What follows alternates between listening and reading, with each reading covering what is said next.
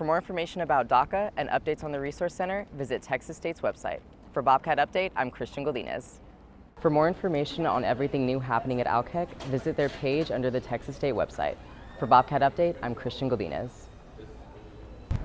For more information on the Office of Sustainability, Bobcat Blend, and everything green on campus, visit Texas State's website. For Bobcat Update, I'm Godinez. That does it for this week's Bobcat Update. We'll be back Monday with more news from Texas State. In the meantime, you can find more news reports on YouTube on our Bobcat Update page. Take care. The Deferred Action for Childhood Arrivals, or DACA, is an executive order passed by the President of the United States that allows undocumented students in America to attend public and private universities and seek employment. The DACA Resource Center will soon be a valuable tool for students that have DACA status, providing web-based access to available resources at Texas State. We're hoping to, within the next month and a half, implement the network. This isn't a new initiative. Serving DACA students, we've been doing it for years. What we're doing right now is simply consolidating or centralizing the information and establishing a network so students will be able to, they'll know where to go to receive their resources. For DACA students, knowing where to access correct information is viable.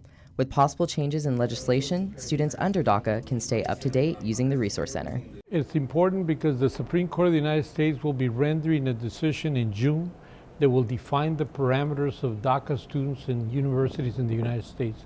We don't know what that decision will be, but we have to be ready to provide access to resources and resources to students so they can sustain themselves in universities. For more information about DACA and updates on the Resource Center, visit Texas State's website. For Bobcat Update, I'm Godinez. Coffee while studying can be a necessity for many students. That essential caffeine boost for what could be long hours of studying ahead can now be found at the library. I think I heard they're getting a Starbucks, so I think that's easier, especially during finals week, needing coffee or not having to go to LBJ to get coffee. It's easier. It's just a one-stop shop, basically. Alkek is also implementing a new safety feature allowing students with university-issued IDs to access the library past 11 p.m. I think that's really cool because as a peer mentor, and I also am in a sorority, I know that my mentees and my sorority sisters are constantly studying in Alkek super late. So it just gives me peace of mind to know that they're surrounded by other students and are going to be safe. For more information on everything new happening at Alkek, visit their page under the Texas State website. For Bobcat Update, I'm Godinez.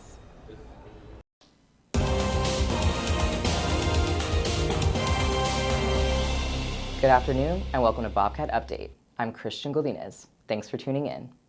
A ranking of America's best colleges in 2019 places Texas State near the bottom. The Forbes list is casting an unfavorable light on the university. Bobcat Update's Sammy Turner reports on student and faculty reaction. According to a Forbes 2019 rankings of American colleges, Texas State ranks at 508th. Now, compared to other Texas schools, that's not so hot.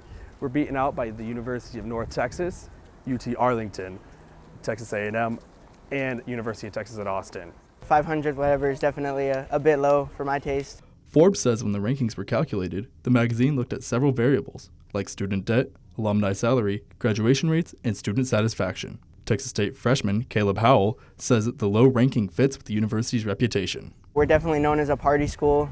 One Texas State junior said that despite the ranking, his experience at the university has been positive. I have an interview with Dell on Thursday, and it's through the school, it's at LBJ. Instead of dwelling on the ranking, senior lecturer Gilbert Martinez offers a unique viewpoint on the results.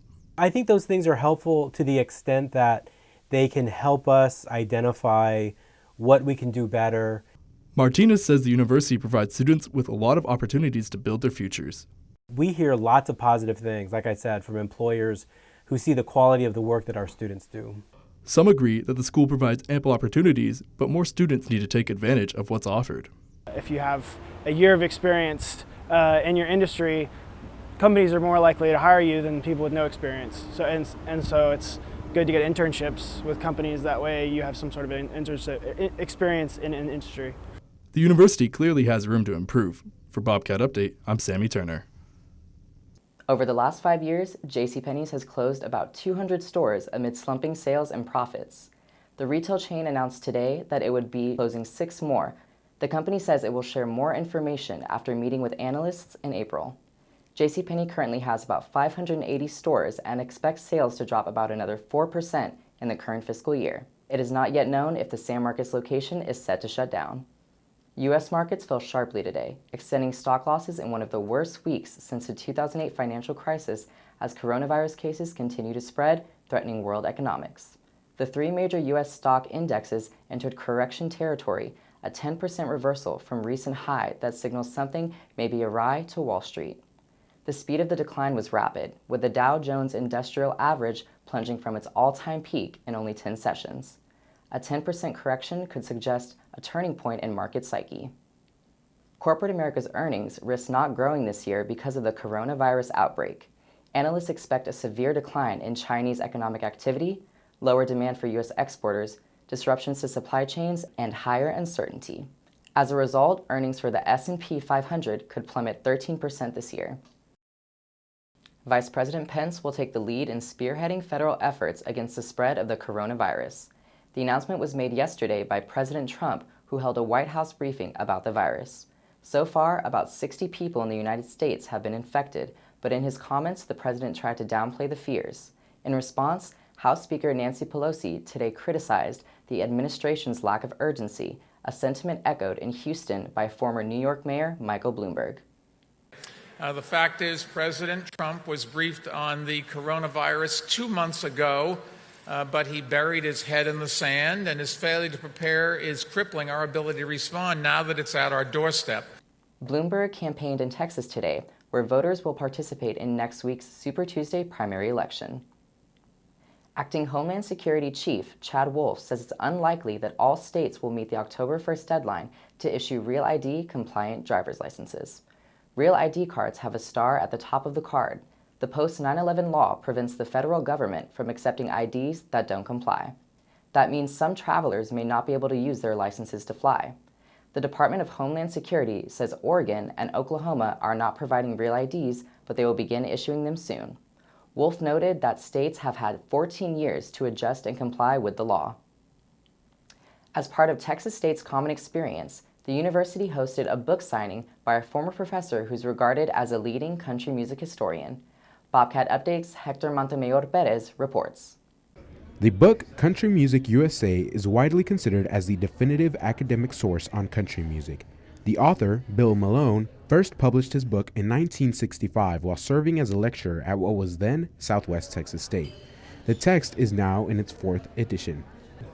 I was fresh out of graduate school. I was still writing my doctoral dissertation, but I came down here in September 1962. The book started as a thesis paper at a time when Dr. Malone feared country music was dying as an art form. Rock and roll had emerged and dominated the music industry. But in time, country music would prove it had staying power. I wasn't sure that country music as an art form would endure. More and more young people were moving toward rock and roll and moving away from the traditional sounds of country. Of course, I was wrong. More than 50 years later, Country Music USA remains an important source for historians and enthusiasts alike. I have long been a student of Bill Malone's work. Tonight is the first night that I've met Bill Malone, actually, but I first encountered Country Music USA as a graduate student where I was looking for a subject to study, and Country Music USA kind of opened up that world for me in the way it's done for so many historians since its publication in 1968. Although Malone's work is considered a textbook, its content can be useful outside of classrooms. What's so valuable about books like these is that they're filled with nooks and crannies of unanswered questions. But there are also these pockets where you can tell like he's sort of throwing a hook out for other people to say like, this needs a little more research. We need to know more about this. Ken Burns' most recent PBS documentary on country music featured Dr. Malone as the only academic in the series. That was one of the great things about the Ken Burns documentary. It showed the connectedness between generations. Malone has a radio show called Back to the Country, which he originates in Madison, Wisconsin, where he lives. For Bobcat Update, I'm Hector Montemayor Perez. That does it for this week's Bobcat Update. We'll be back Monday with more news from Texas State.